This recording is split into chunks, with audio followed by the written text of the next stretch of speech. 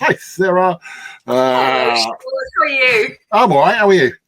I'm very good. Nice to be here. Last person, I've got the hardcore people who stuck it out to the very end. I know, we're like, yay, we're just like, well, we've got 1 hour left. Anyway, so I've had the pleasure of knowing Sarah for a long time. And Sarah, if you don't know Sarah, she is Professor of Foreign Language Teaching at the University of Graz in Austria, where she's Head of ELT Methodology. Her research interests include all aspects of the psychology surrounding foreign language learning experience. She's the author, co-author, and co-editor of too many books to mention. I do not know how you do it. I seriously don't know how you can write so many books. She is served as the principal investigator on several funded research projects, worked on editorial boards of journals. She's the co-editor of Multilingual Matters Psychology Learning, Language Learning Teaching book. She's currently the president of the IAPLL. She's got a life somewhere in all that, and she's an ambassador for IATEFL, and she is very welcome to talk about humanizing education with compassion. Sarah, the floor is yours. Thank you, Sean. Lovely to see you. Lovely to see everybody in the chat box. It's great to be here. Welcome. Thank you for staying to the very end. It's wonderful to be with you. So, what's my plan for today, for this last hour? I'm not going to tell anybody here how to teach. I think everybody here is an expert. You're here because you know about these things, but I hope to inspire you to see yourself with me as a compassion-based language educator. I would love you to leave the room today saying, yeah, that's part of my identity. That's who I see myself as a language teacher. And I'm going to perhaps explain to you a little bit why I've come to feel that this is so important just right now. So let's give it a seckie. This is a big question. Are you more intelligent than ChatGPT? Yes or no? Let's see what you think. This is a big pressing question at the moment, of course, is that what can ChatGPT do? What does it mean for teachers? Sean definitely is, of course. I wouldn't expect anything else from you. There's some yeses, there's some no's. The bit of a mix, well, it depends. That's probably the right way to go. Yes. I'm glad to see so much positivity about this. Yes, yes, yes, lots of yes, that's great. I would agree. I think you are more intelligent than ChatGPT, but the no's and the depends also have a point.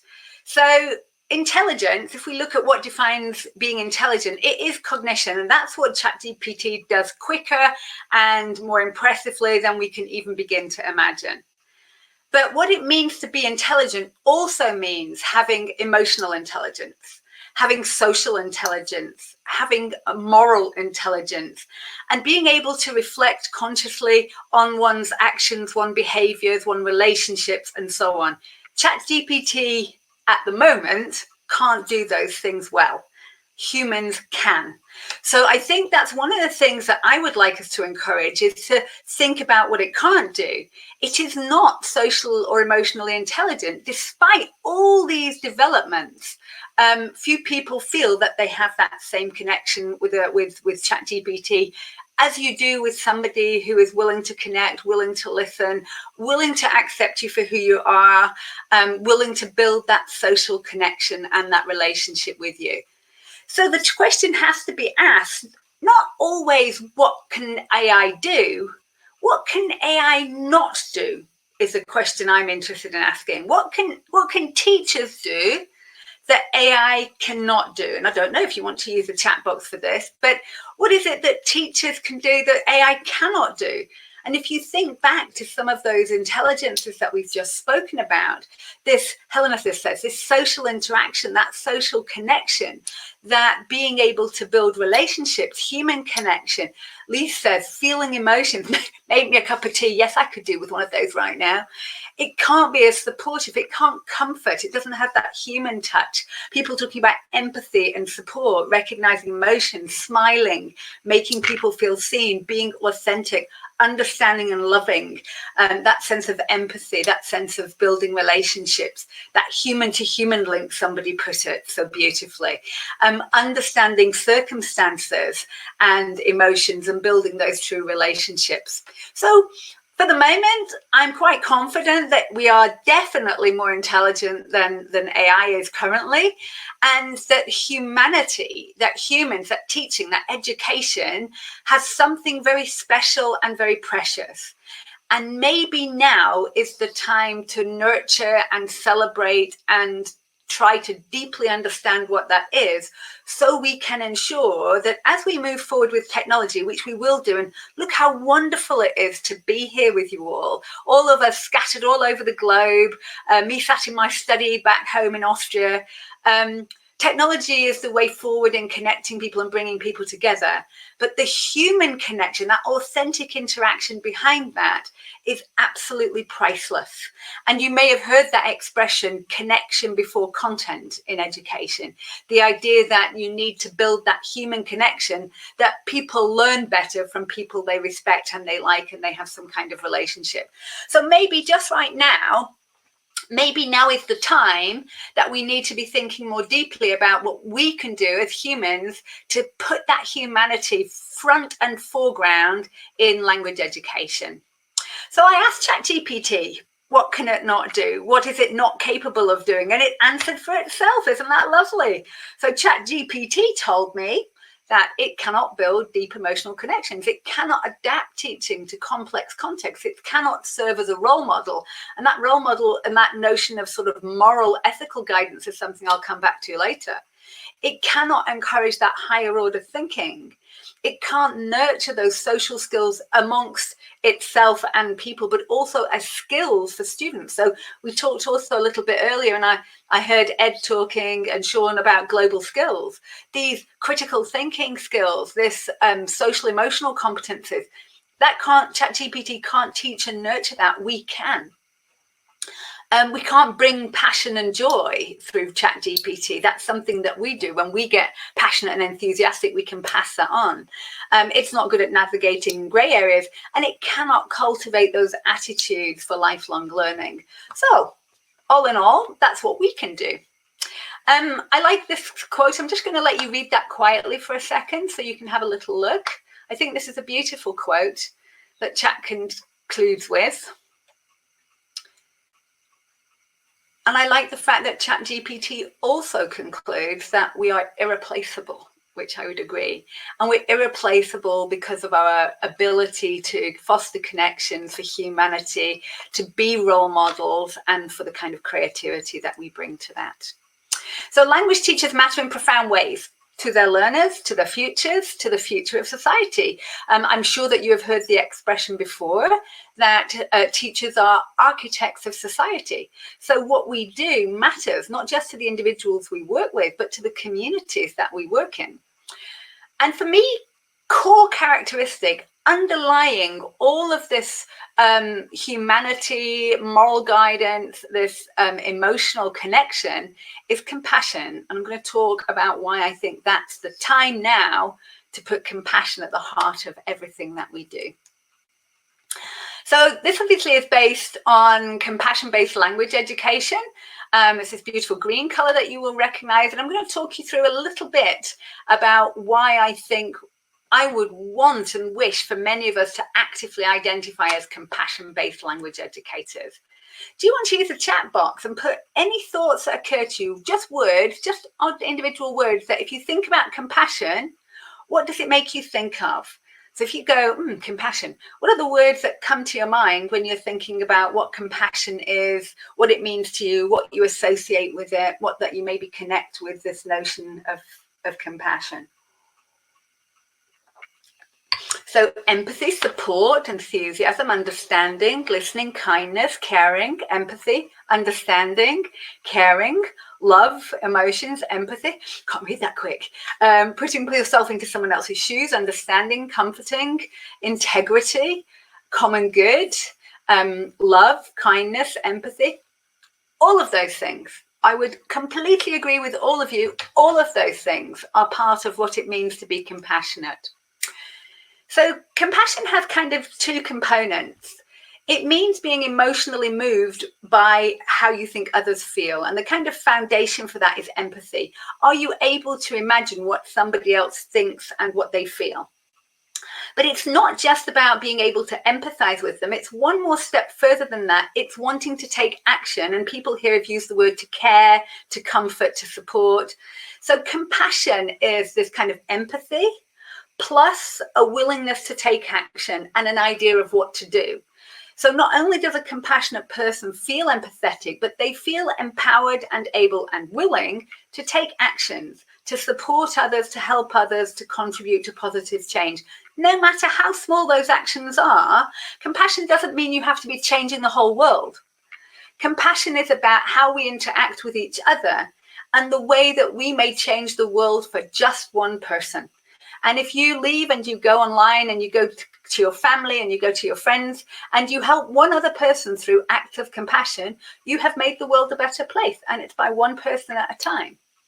So there are increasing levels of engagement. So a lot of people have also talked about empathy, and they're absolutely right that empathy is that foundation for compassion. Sympathy is feeling sorry for somebody, but it's outside and it's not something that is something internal. It's not something that you even put yourself in their minds. You feel sorry for them, but you're not really invested in that. Empathy is being able to put yourself in somebody else's shoes, to put yourself in their mind, to imagine how they're thinking and feeling. It doesn't mean agreement. It doesn't mean you feel the same way. It just means that you can try to imagine why they may be feeling something and where that comes from.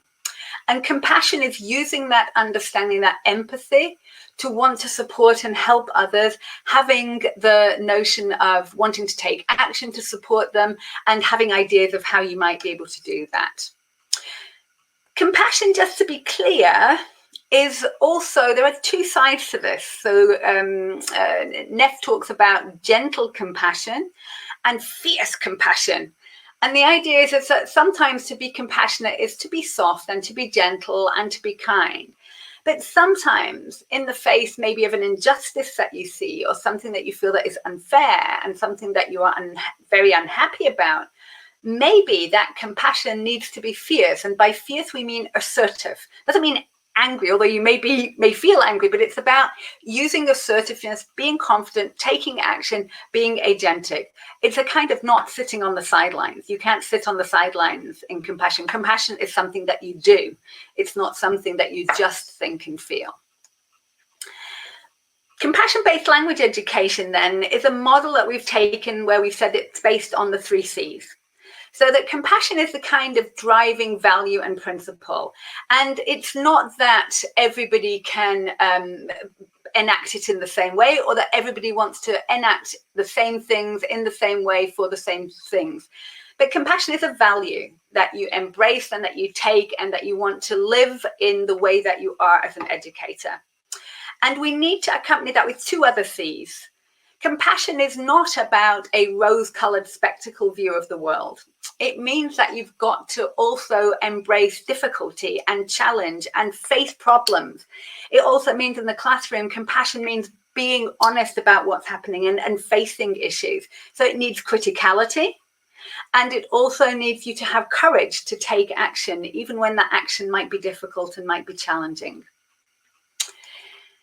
So compassion has social, emotional, and moral intelligences built into it. It's everything that AI cannot do.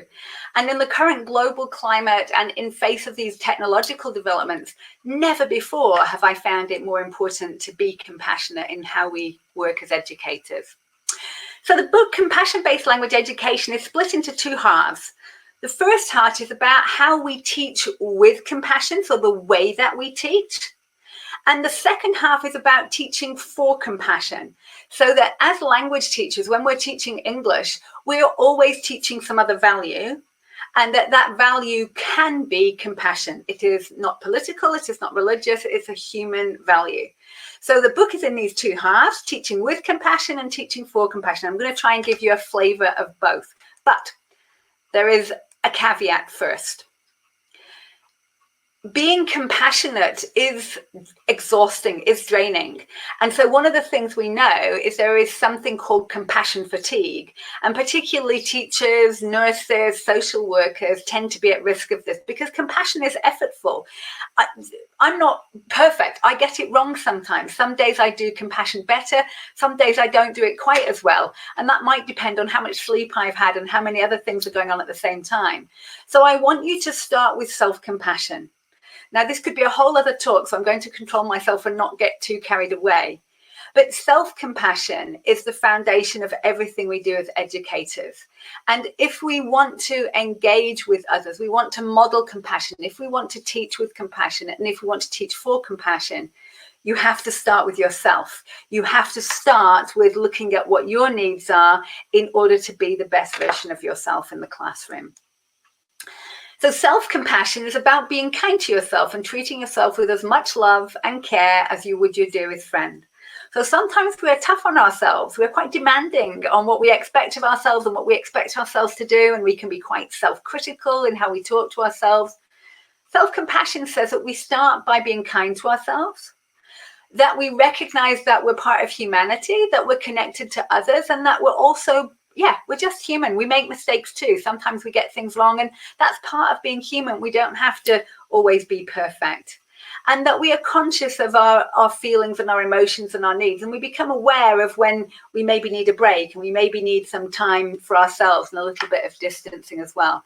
So my caveat is that compassion-based language education means self-compassion too. And that for me is kind of the starting point and the foundation for what follows. So quick chance to just reflect. What do you do to be kind to yourself? What is it you do to help yourself recover, to set boundaries away from work, to maybe give yourself to recharge your batteries? What is it that you find that is good for your self-compassion? For this kind of distancing, what is it that you manage to do to give yourself boundaries, distance, maybe a little bit of time away from work? Elaine said probably not enough of that. I think I find that too, is that we need that time away. Oh, crochet and knitting, that sounds lovely. A manicure, spending time in nature, that's good for me too. I like to go to nature, going to the gym, finding a coffee shop, music. Meditation is wonderful if you can do that. Taking walks, going running, doing some gardening. I'm a big gardener too. Listening to music, walking the dog, getting in the garden, some sports, bouldering. Wow, that sounds exciting. Gaming, a good cup of tea. Sometimes that's all we need, right? Going planting, going to the gym, going in the garden, spending time in nature, swimming, rock climbing, lots of things. Exactly that. But make sure that you give yourself that time. Don't feel guilty for giving yourself time to look after yourself. It helps you to be the best educator that you possibly can. So teaching with compassion is about putting center stage the kind of relationships that we build with our learners and that we build among our learners. Relationships are the foundation of good practice. There's a lot that shows that if we build these positive relationships with learners, and these are not done in an instant, these take time to develop, then learners will feel what we call psychologically safe. When a learner feels psychologically safe, it means they're willing to take risks, they're willing to use the language, they're willing to engage, they're not frightened about making mistakes, they feel comfortable among their peers, and they feel a sense of belonging. So psychological safety for language teachers is kind of the foundation, and particularly because many of us will be engaged in things like communicative language teaching approaches, where we want learners to work with each other, to talk about what they're doing, to engage in projects. And then we need them to feel willing and able to use the language, to feel safe. Teacher and learner well-being comes from having positive relationships in the classroom and with each other. And learners are known to be more engaged, more motivated, and WTC stands for willing to communicate. So they are more willing to communicate when they have a good relational climate in the classroom. And all of this, quite naturally, leads to higher academic achievement. So teaching with and building relationships, so teaching with compassion is putting the quality of the relationships we build in the classroom at the center of what we do. isn't indulgent, isn't an extra. For me, it's kind of the foundation that in the language classroom, more than in any other subject perhaps, we need our learners to feel safe. We need them to feel that they are not being judged all the time, that they're not afraid to make mistakes, that they're willing to use the language, because we know that when you use the language, that's how you get better. So relationship building in the language classroom is absolutely critical, and that can be done powerfully through the lens of compassion. So there's lots I could talk about here, but I'm just going to pull out two things to think about in how we build relationships with the learners and also among the learners. So the first thing I've put down is empathy, which many of you have commented in the comment box. Empathy is about trying to see the world through somebody else's eyes, trying to put yourself in their shoes, walk a mile in their shoes, as they say. It's about understanding how they feel, their emotions, their affect, and seeking to understand their perspectives, how they think about things, their cognition. It doesn't mean you have to agree with them, but it means that you're trying to understand where they're coming from and why and what they're feeling and how maybe that's affecting their behavior. So it's not difficult to imagine that empathy is kind of one of the foundations for good teaching practice, understanding our learners. But also, if we develop empathy among our learners, it helps them to support each other, to be understanding with each other. And it's also a foundational competence for communication. And language teaching is supposed to be teaching communication. So not only developing empathy in our learners helps the climate in the present, but developing empathy in our learners also helps them to be better communicators in the long run. So there's a great activity, and I'm betting that I'm not the only one that does this. I'm sure that there'll be others here who do the same, is that empathy can be developed very powerfully through a sense of curiosity, being interested in other people, and also looking at stories and following stories. And Alan Alda talks about learning to name emotions. So looking at people's body language, and he has reports on research by Matt Lehner has found that if you get into the habit of trying to imagine other people's emotions, trying to imagine what they're feeling, it actually helps you to develop the skills of empathy. We become better at it. And I think it's important to note that empathy isn't a skill you either have or you don't. Some people may find it easier than others, but everybody can develop strategies and skills to build their empathy. So one of the lovely activities, and I bet I'm not the only one that does this, have you ever been, for example, on a bus or a train or in a coffee shop, and you're looking at people and imagining their stories, imagining what emotions they're feeling, looking at their face, imagining maybe who they're waiting for, maybe where they're traveling to, what their story is. That imagination, trying to imagine other people's lives, is a very powerful way of developing empathy. And it's a lovely activity that students can do. They can do this as kind of emotion spotting or emotions journaling, looking at, see, I'm not the only one who does this too. And it's lovely. It's a great way. And it actually is a way to build empathy, to look at people, to try to read their emotions, to think about their stories and try and think about different reasons why maybe they're experiencing that. And what a lovely thing to do also with students. So here's an example. You can show them a picture, and then you can sort of say to yourself, ask the students, what are these people feeling? What are the emotions? What's going on in their minds? What might their story be? What is linking these three people together? What did they do before? What are they going to do after? What are they talking about? So this using narrative is a big part of what we do as language teachers, getting them to use tenses and stories, describing emotions and so on. And looking at pictures like this, I'm sure you can find millions of these. I use things like this, Unsplash and so on. But putting your ideas into a story, getting learners to imagine and tell stories about pictures. And that activity is not only great for language skills, you're actually developing their empathy too. You're helping them to learn how to think about other people, how to imagine the emotions, how to imagine other people's lives. And think about literature. I'm sure many of you know that storytelling and literature and books and films are great ways to develop empathy for you as well as for your learners. So I know we all teach in many different types of contexts. So who are your students? Who is it that you typically work with? And when's the last time you read a book written from their perspective? So YAL refers to young adult literature. When did you last read something written from the perspective of a teenager? Or did you read migrant stories or third age learners and so on? And Katerina also says, brilliant for intercultural awareness. Intercultural awareness is indeed based on empathy. So using literature is a way to get people to put themselves in other minds, listen to other people's stories, develop those skills, those relationship skills of being respectful, learning that other people live and have different lives and different stories.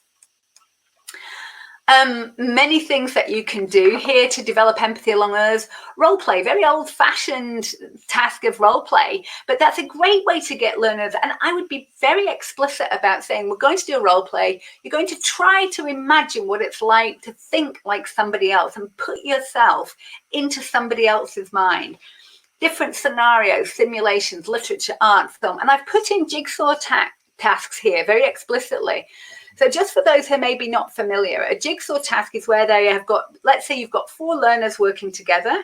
They each have something that they do separately, and they have to come together to complete one big task, and they need each other. It's that interdependence that is key. So developing, for example, if you take a reading task and you split it into 4 segments, and then you've got some grid to fill out or some tasks to do, some activities to do, and it requires each of the learner to contribute and be dependent on each other. These are a really good way of boosting group dynamics and helping people become more connected. Now, communication skills for teachers. So this is, I love all of these quotes. So these are skills for us as teachers to help us become better communicators when interacting with our learners.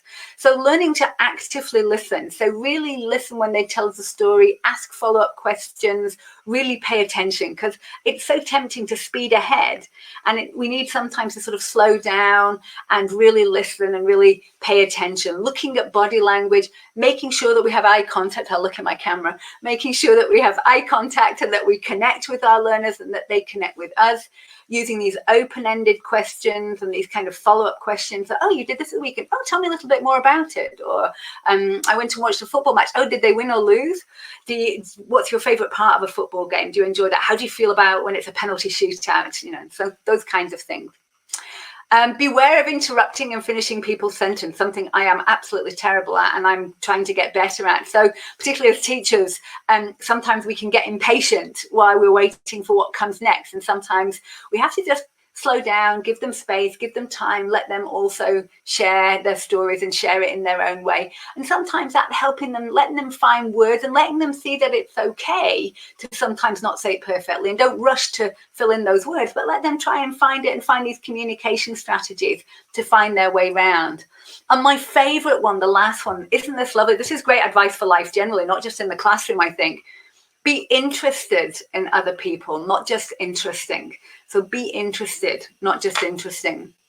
Now, all of these kinds of skills don't require any extra time. This is just what you do in the classroom, is paying attention to these things. If you've got a book and it's got pictures in it, a course book that you're working with, why not have them look at the pictures in there and just do a little oral activity, 10 minutes, where they just tell each other, what do they think the story is? What's the background? What might they be talking about? What might they be planning? So some of these things can be made into bigger things, but some of these things are just ways of consciously wanting to promote the feelings of compassion and empathy without necessarily having to make it into a big project, but just a way of being to foreground relationships. And I've put here emotional bank account. So Covey talked about this many years ago. The emotional bank account is that when we work with learners, we build up savings through positive interactions. And this doesn't happen through one activity with our learners. It happens gradually over time through these little micro conversations, through paying attention, ensuring that the learners feel seen. And sometimes we may withdraw from that bank account. We make a mistake, or we have to discipline the student, and the relationship is a little bit damaged. But if we have built up savings through positive relationships with that learner over time, when we have some of those moments where maybe we make a withdrawal, we'll still find that there's some positivity there, that there's some resources that we can draw on. So the first part is teaching with compassion.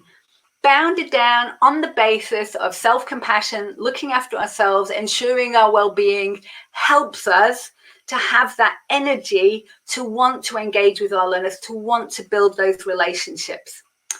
The second part now is that we say, okay, how can we teach for compassion? How can we build that in to what we do in the classroom? So I put this in the book. I've broken this down to look at these different spheres of compassion. It's a bit more visible here. And thank you to Charlotte. She made this beautiful slide because mine wasn't as beautiful as hers. These spheres of compassion are the kinds of things that we can make a focus of attention. You can focus on the self-compassion for ourselves as teachers, but we can also develop that in our learners. Others close, so this means, for example, for us as teachers, the compassion with our colleagues, the relationships we build in the staff room. But in our learners, it's about building compassion in the classroom with peers. Others far means people that maybe we don't yet know. So people in our community, people in the country that we live in, and maybe people in countries that we haven't actually even visited.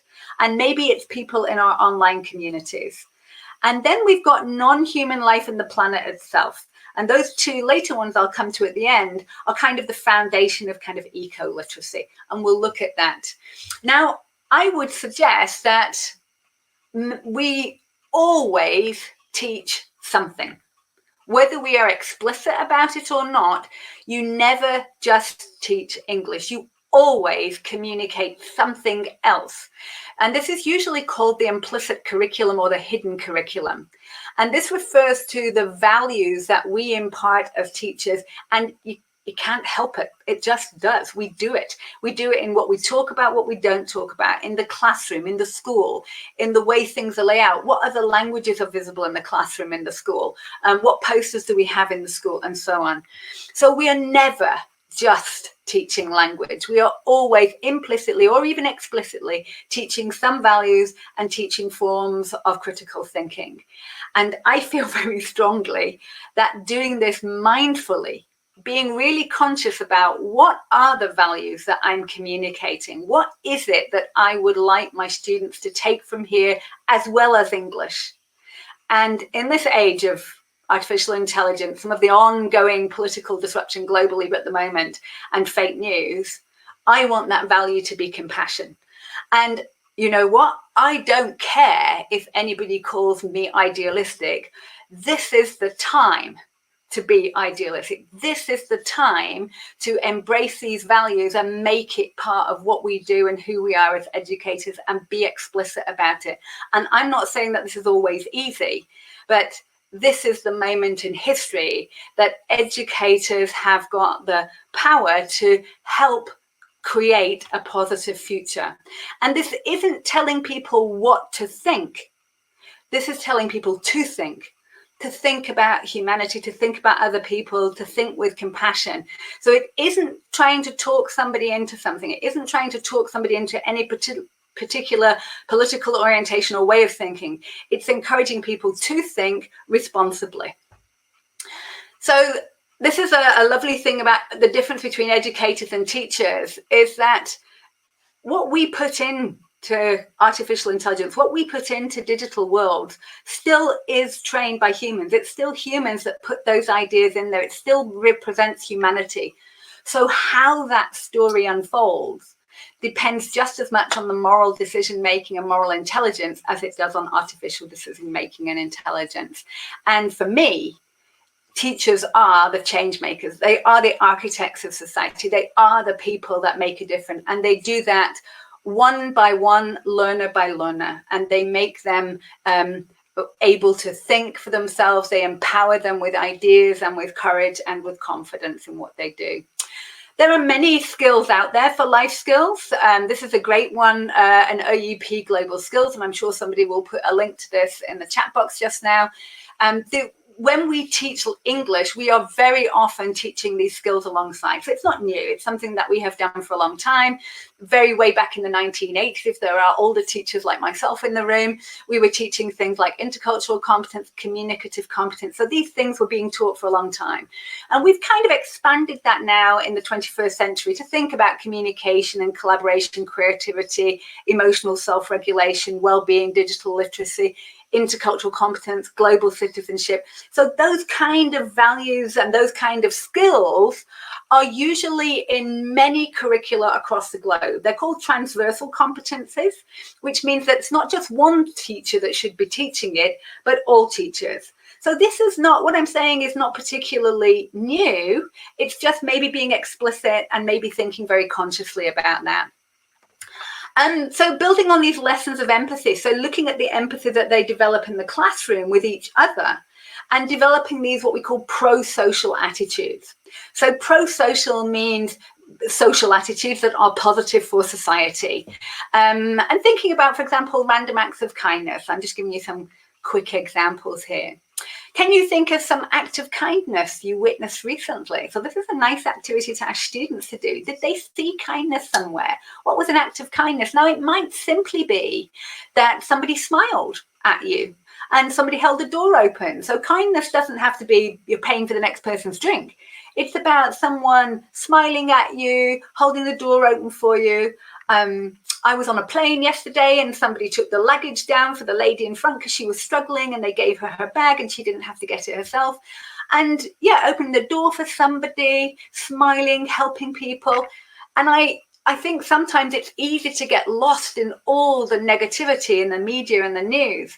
And if you open your eyes and look, there is so much kindness daily. There are so many people being kind to each other and we don't even notice it. And maybe this is a good thing to say, let me look for this. Let me really engage with that acts of kindness that I can see in the world around us, helping each other, listening to somebody, giving somebody a hug, playing with the children, playing with the dog, feeding stray cats, doing something positive, giving someone a kiss. Teaching from heart to heart, asking students if they've got problems and if they need any support. So acts of kindness don't have to be saving the world, giving all your money away, those kind of things. It's something that we do every day, in that we show that we are respecting other people, noticing other people, and being aware of what their needs might be, saying thank you for things.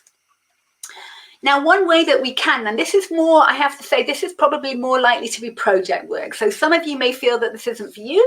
Some of you may feel that it is, but I'm just going to suggest, put it out there as an idea that if you wanted to do something a bit bigger, so we've looked at lots of little things you can do, even just adapting a coursework, because I think this is a way of being as an educator rather than a specific task. Service learning is a way of doing projects where you look at connecting the English learning in the classroom and what you could do with the world out there. And it might be, the world out there might just be next door's classroom. It can be your school. It can be the local community that you live in. And it could be something even further afield than that. So it doesn't say where that community is, but it's some kind of service to a community. So service means that you meet some need. So it's not a need that you just say, I think you need this, I'm going to do it for you. You don't impose yourself on people. But where together in some dialogue, you say, we'd like to work on this. Well, we're going to do it together with you and we're going to help you. So that's what the service part is. And the learning is that through doing that service, your learners develop linguistically, they develop critically, and they develop morally. They use life skills and engage in authentic language use. Now, this might not be for everybody, but there might be lots of benefits in the research about this. Also research where this has been done in English language teaching and also in other language teaching. Boosts motivation. Learners are very engaged because it's very authentic. It's very real world. WTC, that word again, willingness to communicate.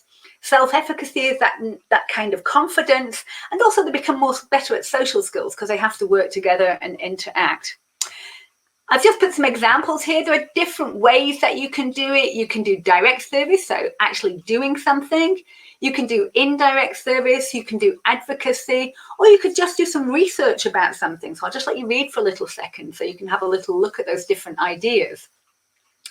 But the notion behind service learning is the idea that you take language learning just out of the books, out of the classroom, and look how you can use language and work together with the students and with a community locally or next door. Oh, somebody said cleanup days is a great idea. That's a great idea where you can go and you can do something about rubbish and recycling, and you can talk about environment. You can do all of these things in your local community. And of course, you can do it through English, and then you can share with the wider world. You can put out a blog post. You can work together as a class and make a web page about what you've done to help others and what you've done in your community. So I'm going to go over that. The last one is compassion for the planet, something I feel very strongly about and very passionate about. And I'm going to go to the bottom of the slide first, just to talk about some of the problems that are facing not just young people, but also adults and teenagers. There are two potential problems at the moment. So eco-anxiety is where learners feel so anxious and so helpless about what's happening to the environment that they feel unable to take action. And so that's something we have to combat in this feeling helpless, feeling that there's nothing that I can do, that you know, it's all going to hell in a handcart. And eco-fatigue is the other problem. So interestingly enough, in the school, in Austria, in many of the schools, they start learning about environmental issues already in kindergarten. So they start very early. And I have to say Austria is particularly good and very sensitive to environmental issues and living in ways that are respectful of the environment. But one of the things that teachers have reported to me is that by the time they get to the teenage years, they're getting somewhat apathetic. That they're starting to say, oh, yeah, environment, yeah, I know, yeah, planet, yeah, planet, yeah, recycle, yeah. And that's also distressing and not what we want. So we've got two problems to deal with there. People feeling a sense of helplessness and people feeling a sense of apathy, that they've kind of just given up.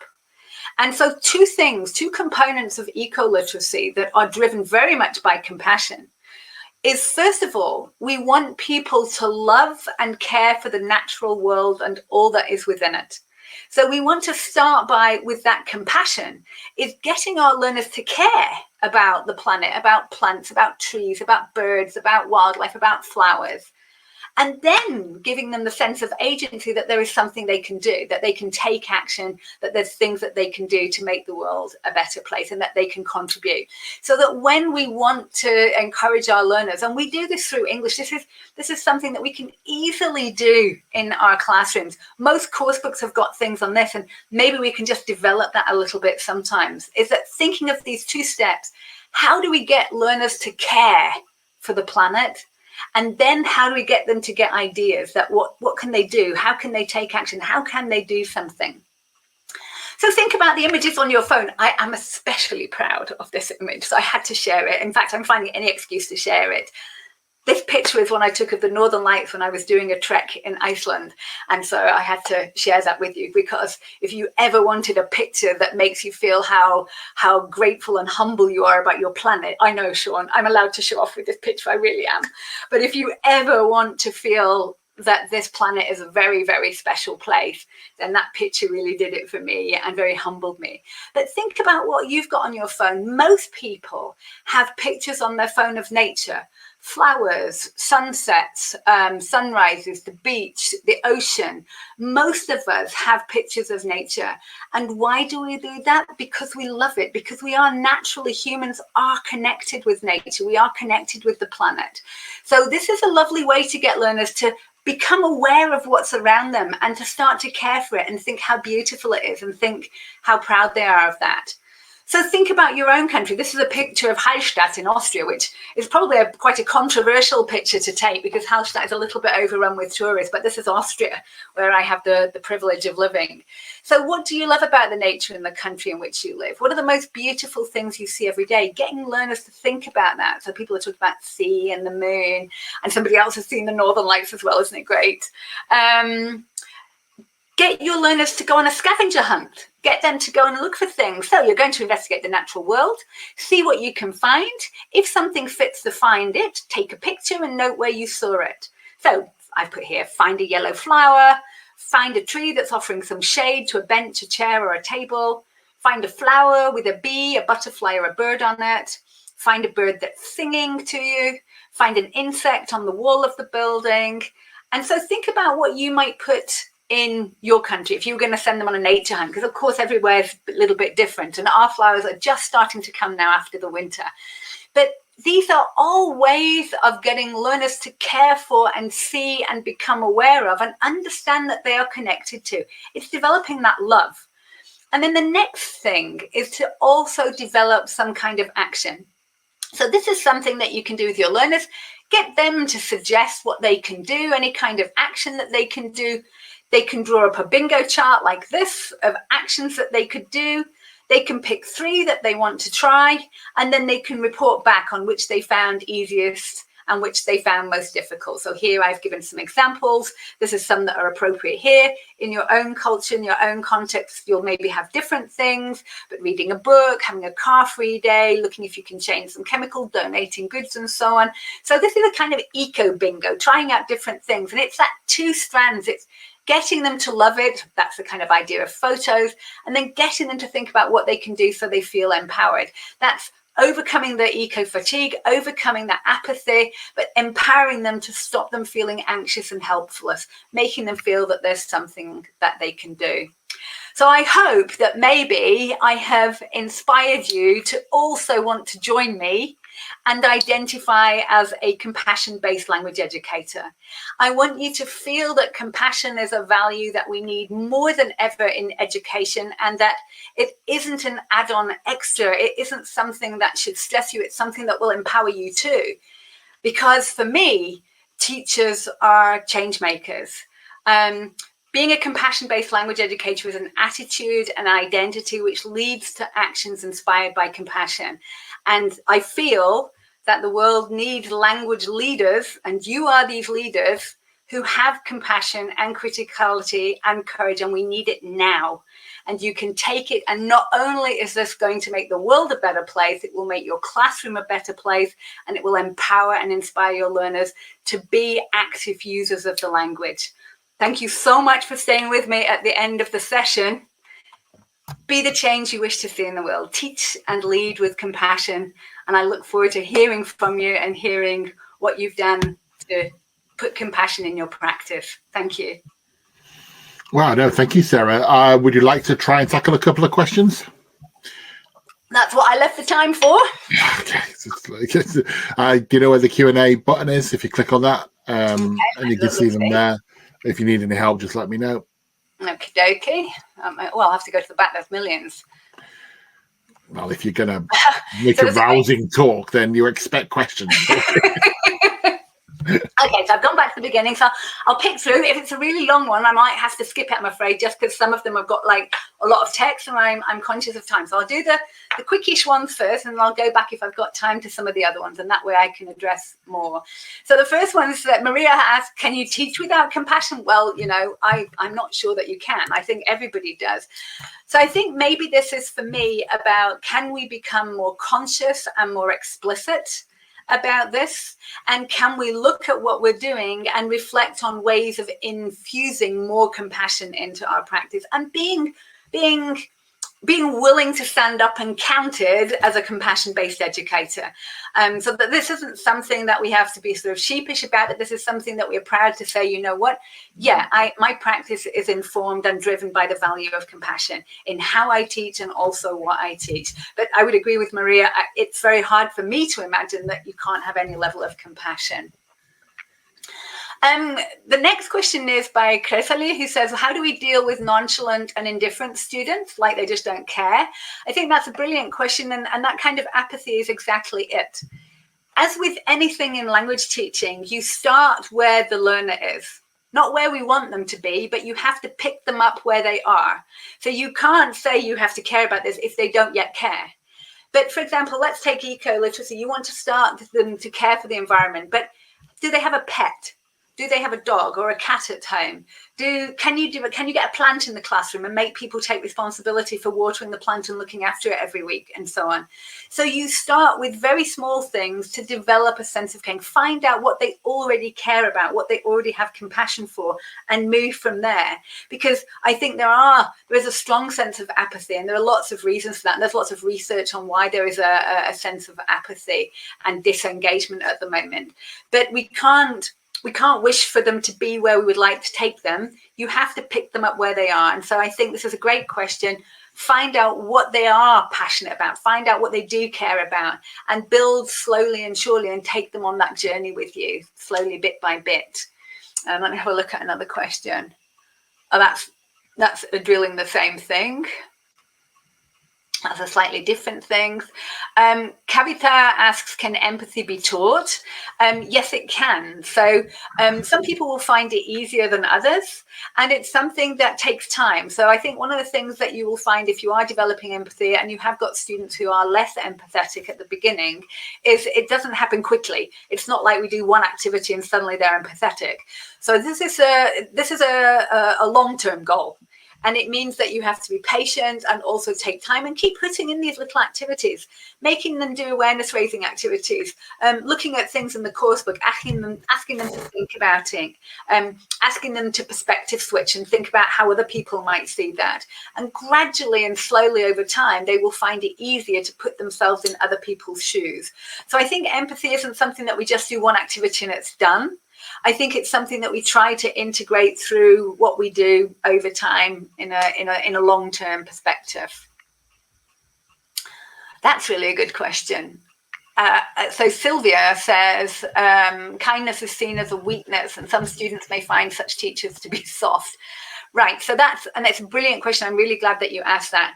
Compassion, remember we have that fierce and gentle compassion. Compassion doesn't mean anything goes.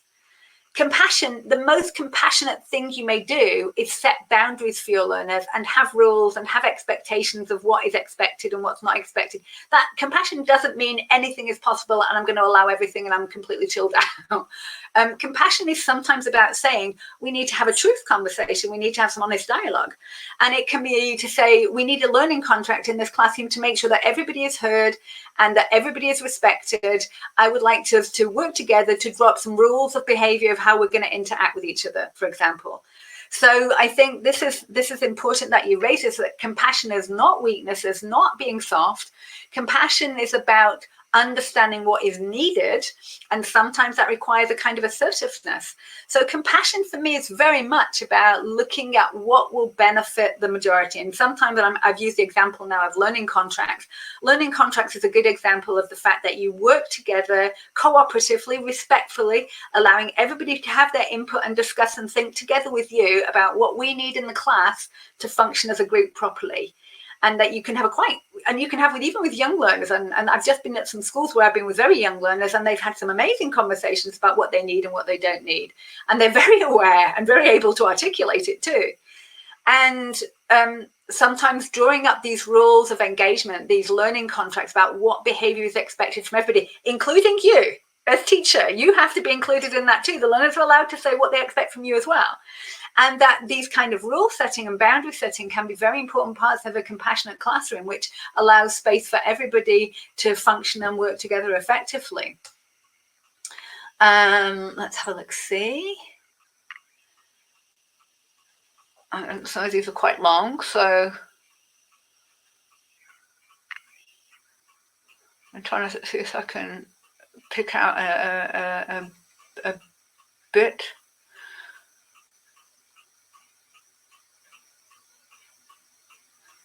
The reason I'm not picking some of the questions is because it's hard for me to understand what is meant, and I don't want to make the person uncomfortable, and we haven't got an ability to explain that, so I'm struggling to sometimes understand what is meant. And I'm not sure I understand that either. Hold on. I'm getting there. I'll get there anyway. Oh, now that's a really good question. I like that one that Monia asks about what would you do if you're compassionate and your line manager is not? I think that's quite interesting. So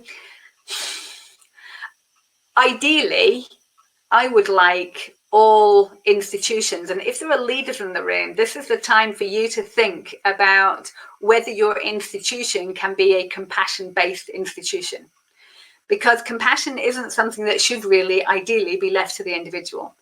And so, as Monia says here, this is going to be so much harder to enact your compassion in the way that you teach if you have got an institution and maybe a line manager who sees this value as in some way not in sync with what they have in mind.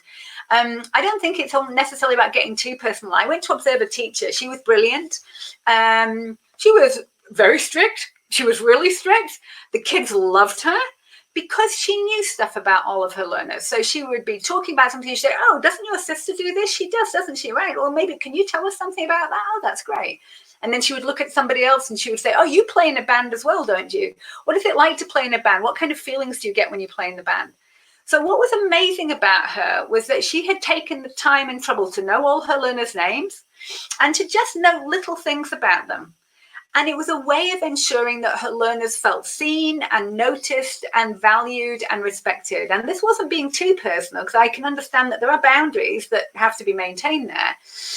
But it was a way that they felt seen, and they were little things, but boy, do they make a big difference to the relational quality. These little micro interactions that make learners feel seen and supported. And there's also something that might be relevant here, is what we call pedagogical caring. Pedagogical caring is showing that you care for your learners, not only as people, as humans, as individuals, but pedagogical caring is to show that we care for their learning. And we do that through taking time to give in feedback, to know what their individual issues are and address that personally, to prepare nice handouts and worksheets, to try to find interesting videos, which you guys are all here on a weekend and you're all engaged in professional development. I'm imagining you do lots of these things already, and learners notice. So sometimes the compassion, the pedagogical caring that we exhibit is in showing the learners that we care for their learning too.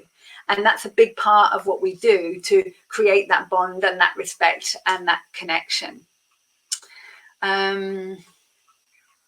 This is a great question from Norma about remote classes, online classes, and it's really difficult. But again, I think this is about the same principles, but having to enact it online, making sure that learners are seen, that their names. So Ed, just before this session, was talking about the fact that when you have a chatbot like this, and if you look at the chat box earlier, it's great because everybody's visible. You can see everybody's names, and I can chat with some of you like this in a way that wouldn't be difficult in other settings.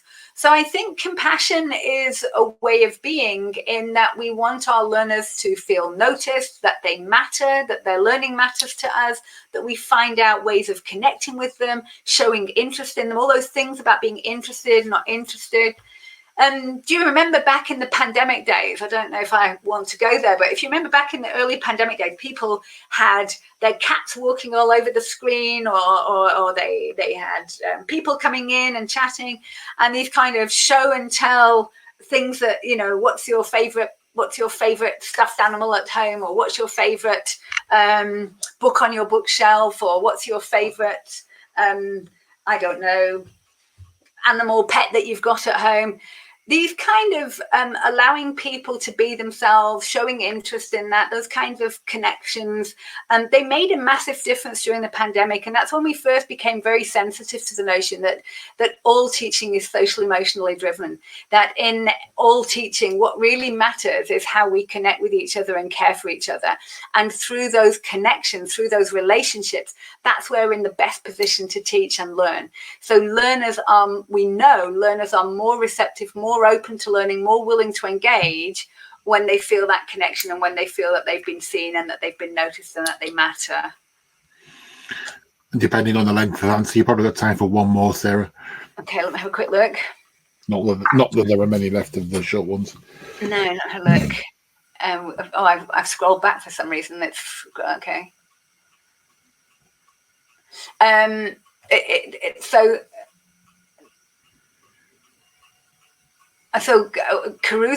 Kautha has asked the question about if you can practice compassion while maintaining authority and structure.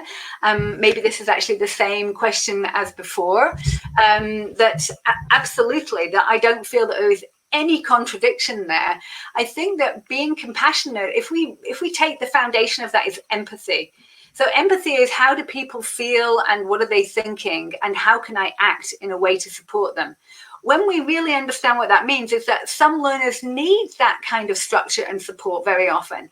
And having clear guidelines and clear ideas of what's expected and clear boundaries is very much part of being compassionate, because you're respecting what their needs are and taking action to make them feel supported.